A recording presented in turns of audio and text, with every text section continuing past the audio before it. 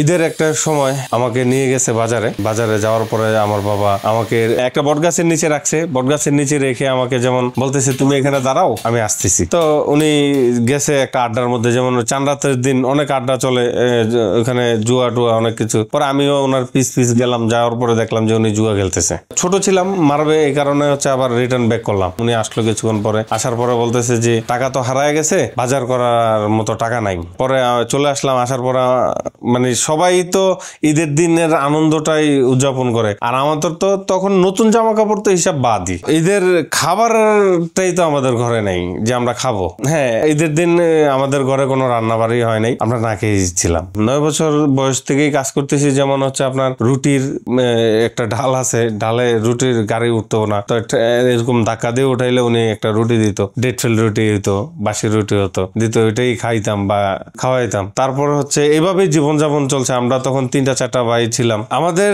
এই পরিবারের এই অবস্থার মধ্যে যেমন আপনার আমাদের ফ্যামিলিতে আমার একটা ছোট ভাই হঠাৎ করে অসুস্থ হয়ে যায়। অসুস্থ হয়ে যাওয়ার পরে যেমন ওইখানে আপনার আমাদের ওরকম চিকিৎসা করার মতো অবস্থান ছিল না। আমার ভাই এমন অসুস্থ ছিল যা বলার মতো না। আসলে ওই সময় এখন আমি চাইলে একটা গরু কিনা জবা করে দিতে পারি, কিন্তু ওই সময় 70 টাকা 80 টাকা কেজি গরু গোস্ত ছিল।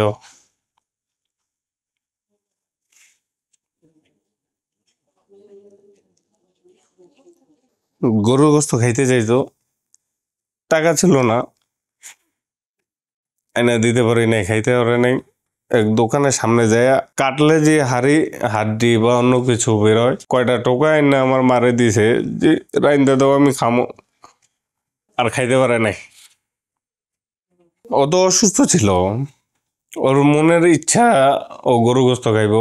হসপিটালে ভর্তি করাইলাম, টাকা পয়সা নাই, মানুষের কাছ থেকে চাইয়া এখানে ওখান থেকে। পরে আমি কিছু টাকা জমে, যেমন 1500-1600 টাকার মতো দিয়েছি। এর মধ্যে আমার বাবা ছিল না, কিন্তু তো হঠাৎ করে যেভাবে হোক শুনতে পারছে, আসে হসপিটালে গেছে ডাইরেক্ট। যেমন আমার মাও ওরকম ভাবেই ছিল না, তখন ওরা অনেক ছোট, আমার 2টা ভাই।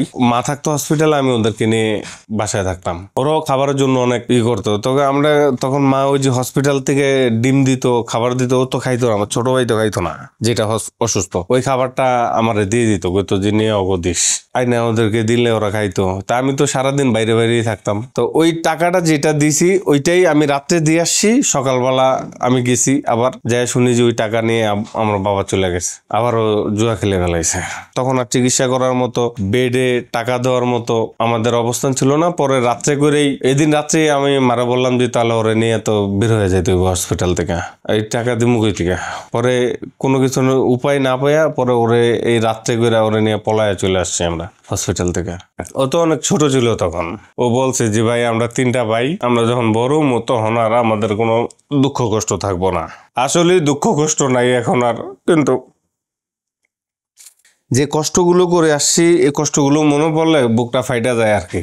তারপরে ছোট ভাইকে ওইখানে রাইখা কি করব, টাকা পয়সা গোছায় আসতে হবে। আসার পরে হচ্ছে আমরা যেমন ওইখান থেকে আমি রিক্সা চালানো শুরু করলাম। বাপেও মোটামুটি একটু, বাইটা মরার পরে কবর দিব কিভাবে, কবর দিতে পারি না। পরে আমার মামার এক সম্বন্ধী ছিল, ব্যাংকে জব করতো, পরে উনি কিছু টাকা দিছে, দিয়া ওইখানে কবর টবর দিয়ে আমরা ওইখান থেকে চলে আসার চিন্তা ভাবনা করতেছি। ঢাকায় 2003 সালে আমি আসি। 2003 সালে হচ্ছে আইসেই আমি ওয়ার্কশপ লাইনে চাকরি নিই। আমার মামা আছে, ছোট মামা আমাকে নিয়ে আসে, আনার পরে তার বাসায় রাখে, তার বাসায় রাখা যেমন আমাকে ওয়ার্কশপে কাজ দেয়। তখন আমার বয়স কত, আপনার 13 কি 14 বছর বয়স। সব মানুষ হচ্ছে পাবনার, সিরাজগঞ্জের। সো আমি এর মধ্যে একজন চাঁদপুরের।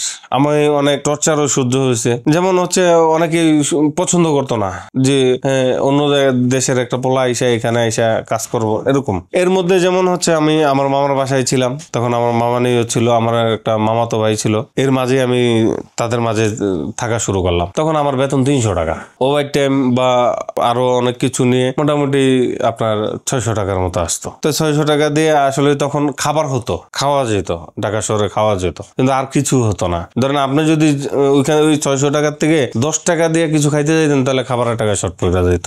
সেটা নিয়ে মামার সাথে যেমন মামানির অনেক ধরনের ঝামেলা হইতো। পরে একসময় কোনো কিছু না পেরে আমার বাসা থেকে বের করে দেয়, একবারে শীতের মধ্যে বের করে দেয়, এক শার্ট এক প্যান্টে। থাকার মতো জায়গা নাই, সিকিউরিটি রুমে কোনো বিছনা ছিল না, কিছু ছিল না, কোনো গেট ছিল না, বাতাস ঠান্ডা, এর মধ্যে হচ্ছে পলিথিন পেঁচায় ঘুমাইছি, রাত কাটাইলাম। পরে তো হচ্ছে রমজান মাস, কি করব, রোজা রাখি, তখন রোজা রাখতে হবে। রোজা রাখতে যে হচ্ছে আপনার যেমন আমি ওই পান্তা ভাত ছিল, সবাই খাইছে, খাওয়ানোর পরে মানে আমি খাইতে গেছি আর আমার বলছে খাবার নাই, তোর তো খাবার রান্না হয় নাই মেসের ভিতরে। পরে যাই হোক পোড়া ভাত ছিল, ওগুলো নিয়ে মরিচ দিয়ে কসলায় খাইছি। খাওয়ার পরে যেমন আপনার ওইখান থেকে রোজা রাখলাম। রোজা রেখে পরের দিন তো আমার সাইডে নিয়ে গেল। সাইডে গেলে খাবারের টাকা রমজান মাসে 20 টাকা দিত, দুপুরের খাবারের টাকা। আর নাস্তা বাবদ হচ্ছে আপনার ইফতারের টাকা দিত হচ্ছে আপনার 10 টাকা, আর নাস্তা বাবদ দিত 4 টাকা, এরকম। তো এইভাবে হচ্ছে যেমন একদিন কাটালাম এইভাবে কাজ কাম করতে। পরে আর আমি আর আমার মামার বাসায় যাই নাই। ওইখান থেকে হচ্ছে আর আমার জীবন শুরু হয়ে গেল।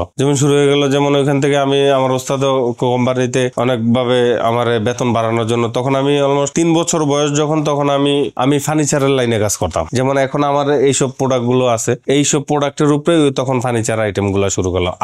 আলমারি এসএস এর কাজ ইত্যাদি সব ধরনের কাজগুলো শুরু করলাম। ব্যবসা যখন শুরু করি আপনার 2009 সালে আমি একটা ছোট মেশিন কিনে হচ্ছে তখন এই 4000 4500 টাকা দিয়ে একটা মেশিন কিনা যাইতো, ঝালাই মেশিন, ওয়ার্লিং মেশিন কিনা। বাইরে আপনার যেমন ফ্রাইডে আমি বাইরে কাজ করতাম, করে হচ্ছে 2000-1000 টাকা ইনকাম হইতো। মাসে 2-3 হাজার টাকা এক্সট্রা টাকা আসতো।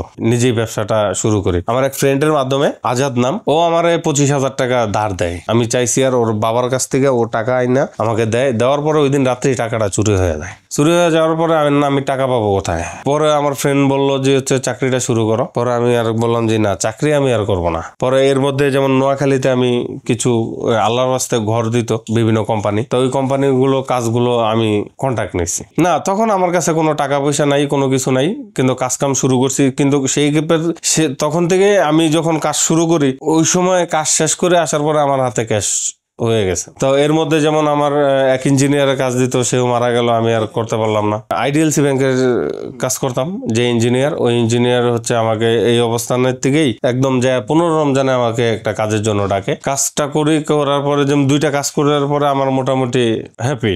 যে একটা ছেলেকে নিয়ে কাজ করতাম, মানে ওই আমার ফ্রেন্ড, ওরও টাকা দিলাম, আমিও নিজে নিয়ে খুবই ভালো একটা ঈদ কাটছিল ওই আমার ব্যবসার লাইফে। এছাড়া চাকরির লাইফে তো ঈদগুলো আমার যখন হয়েছে বোনাস টোনাস নিয়ে মোটামুটি আলহামদুলিল্লাহ, কিন্তু ব্যবসার লাইফে ওইটাই ছিল আমার ফার্স্ট টাইমে ভালো একটা ঈদ।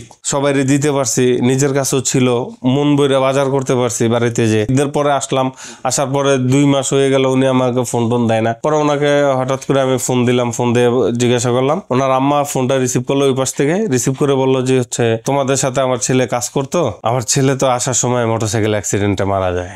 তো ওই সময় আমার নিজের একটা খুবই মাথার উপরে একটা আকাশ ভেঙে পড়ছে যে আমি এখন কি করব।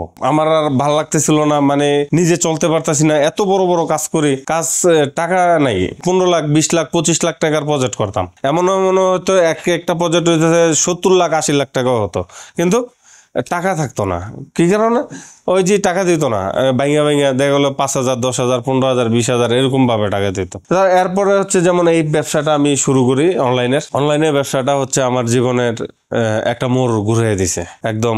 এই অনলাইনে ব্যবসাটা আমার এক ফ্রেন্ড আমাকে নিয়ে আসছে, সেটা হচ্ছে না বললেই নয়, শোভন নাম। আমি তার কাছে কৃতজ্ঞতা জানাই, এবং সেই আমাকে এই লাইনটায় আনার পরে যেমন আমি এটা নিয়ে ফার্স্টে শুরু করি আপনার অল্প কিছু পুঁজি নিয়ে, এই 4 লাখ 4.5 লাখ টাকার মতো।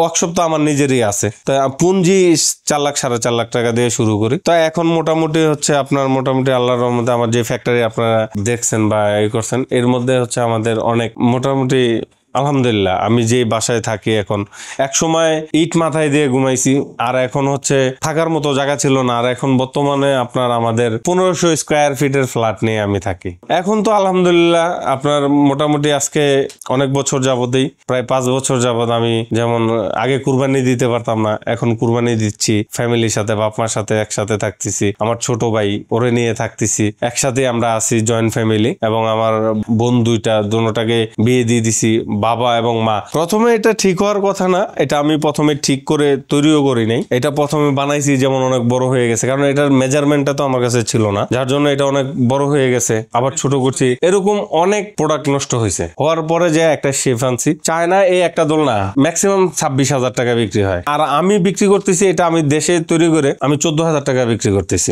এটা কোয়ালিটি 100% ভালো, এবং হচ্ছে আপনি দেখেন আমাদের এখানে দেখে নেওয়ার সুযোগ আছে। তাছাড়া হচ্ছে বাংলাদেশি প্রোডাক্ট হিসাবে আমি মনে করি যে অনেক শক্তিশালী এবং মজবুত। আপনার এগুলো আমরা এমনিতে 5 বছর ওয়ারেন্টি দিয়ে থাকি, আর এগুলো মেটাল দিয়ে আমাদের সম্পূর্ণ বাংলাদেশে আমাদের নিজস্ব কারখানারই তৈরি। যে যেমন ডিজাইন চায় আমরা ওই ধরনের ডিজাইনগুলো কাস্টমাইজ করে তৈরি করে দিই।